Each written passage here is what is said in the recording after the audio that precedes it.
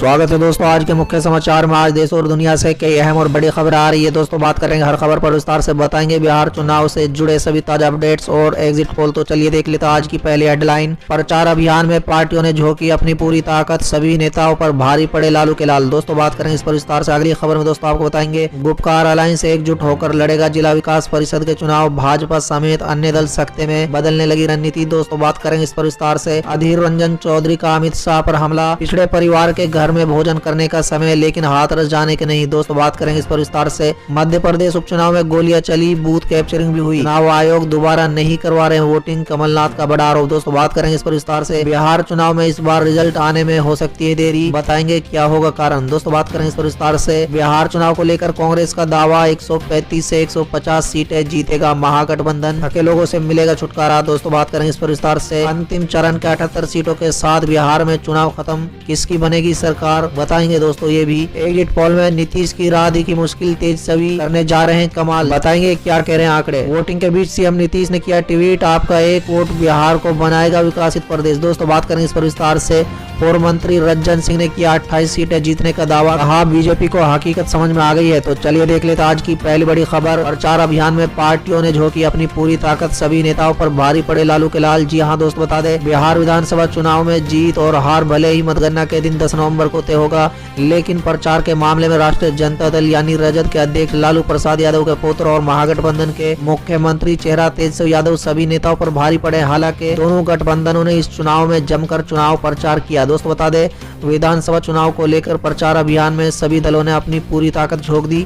इस चुनाव में हालांकि कांग्रेस का अध्यक्ष सोनिया गांधी नहीं दिखी और न ही भाजपा के पूर्व अध्यक्ष अमित शाह ने बिहार की ओर रुख किया। दोस्तों बता दें, राजग की ओर से बिहार के मुख्यमंत्री और जनता दल यूनाइटेड के स्टार प्रचारक नीतीश कुमार और भाजपा के नेता और केंद्रीय मंत्री नित्यानंद राय ने जमकर चुनावी सभाएं की। वहीं राजद के अध्यक्ष लालू प्रसाद की अनुपस्थिति में महागठबंधन की ओर से राजद नेता तेजस्वी यादव ने प्रचार का मोर्चा संभाला और 247 सभा कर महागठबंधन के प्रत्याशियों के लिए वोट मांगे। दोस्तों बता दें, तेजस्वी यादव ने अकेले 247 जनसभाओं को संबोधित किया और 4 रोड शो किए। दोस्तों बता दें, उन्होंने एक दिन में 19 सभाएं की। 3 चरणों में होने वाले इस विधानसभा चुनाव में तेजस्वी ने तो कई प्रत्याशियों के लिए उस क्षेत्र में 2-2 सभाएं की और मतदाताओं से वोट मांगे। राजद के प्रवक्ता मृत्युंजय तिवारी कहते हैं कि चुनाव प्रचार अभियान के प्रारंभ से ही तेजस्वी यादव ने मोर्चा संभाला और प्रतिदिन औसतन 1 दर्जन से अधिक सभाएं की। चलिए अगली खबर। गुपकार अलायंस एकजुट होकर लड़ेगा जिला विकास परिषद का चुनाव, भाजपा समेत अन्य दल सख्ते में, बदलने लगी रणनीति। जी हाँ दोस्तों बता दें, अभी तक जो कश्मीर केंद्रित राजनीतिक दल जम्मू कश्मीर के पुराने स्टेटस को बहाल न होने तक किसी भी राजनीतिक प्रक्रिया में शामिल न होने की बात कह रहे थे, आज उन्होंने एकजुट होकर जिला विकास परिषद को चुनाव में शिरकत करने की घोषणा करके अन्य राजनीतिक दलों के पांव तले से जमीन खिसका दी। दोस्तों बता दें, ये सभी दल अपने साझा उम्मीदवार मैदान में उतारेंगे। गुपकार अलायंस के बैनर तले चुनाव मैदान में उतरने वालों में नौका, पीडीपी, पीपुल्स कॉन्फ्रेंस समेत कई दल शामिल हैं। दोस्तों बता दें, अलायंस ने आगामी सभी चुनाव को एकजुट होकर लड़ने का फैसला किया है। चलिए अगली खबर। अधीर रंजन का अमित शाह पर हमला, पिछड़े परिवार के घर में भोजन करने का समय लेकिन हाथरस जाने का नहीं। जी हाँ दोस्तों बता दें, पश्चिम बंगाल कांग्रेस के प्रमुख अधीर रंजन चौधरी ने शुक्रवार को अमित शाह पर हमला बोला। दोस्तों बता दें, अधीर रंजन चौधरी ने कहा है कि केंद्रीय गृह मंत्री के पास पश्चिम बंगाल राज्य में पिछड़े समुदाय के सदस्यों के घर में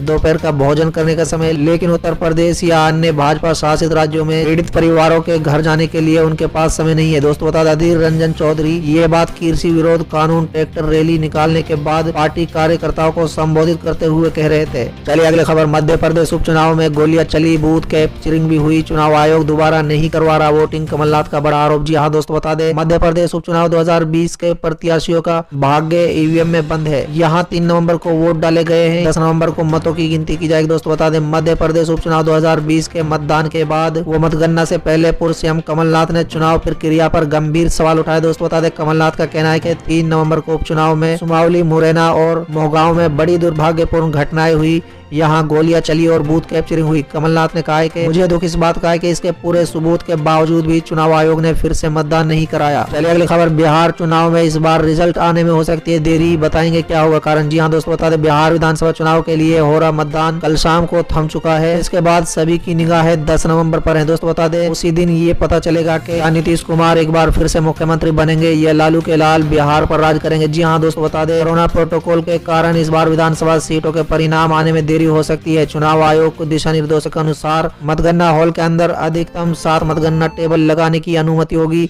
इस प्रकार प्रत्येक विधानसभा क्षेत्र के लिए 3 से 4 हॉल की जरूरत होगी। चलिए अगली खबर, बिहार चुनाव को लेकर कांग्रेस का दावा, 135 से 150 सीटें जीतेगा महागठबंधन, थके लोगों से मिलेगा छुटकारा। जी हां दोस्तों, बता दें कांग्रेस महासचिव रणदीप सुरजेवाला ने कहा है कि बिहार ने बदलाव, रोजगार, रोटी, फसल और उद्योग के लिए वोट किया है। उन्होंने दावा किया है कि चुनाव में पहली बार जाति धर्म के स्थान पर विकास, रोटी और रोजगार को मुद्दा बनाया गया है। यहाँ तक कि भाजपा जेडीयू को भी रोजगार, रोटी पर बोलने के लिए मजबूर होना पड़ा। ये कांग्रेस गठबंधन की बड़ी जीत है। सुरजेवाला ने कहा है कि बिहार में की और रिटायर्ड सरकार से लोगों को छुटकारा मिलेगा और महागठबंधन की सरकार बनेगी। मुख्यमंत्री नीतीश कुमार पर हमला करते हुए उन्होंने कहा है कि बिहार के तीनों चरणों के मतदान में उत्साह रहा है।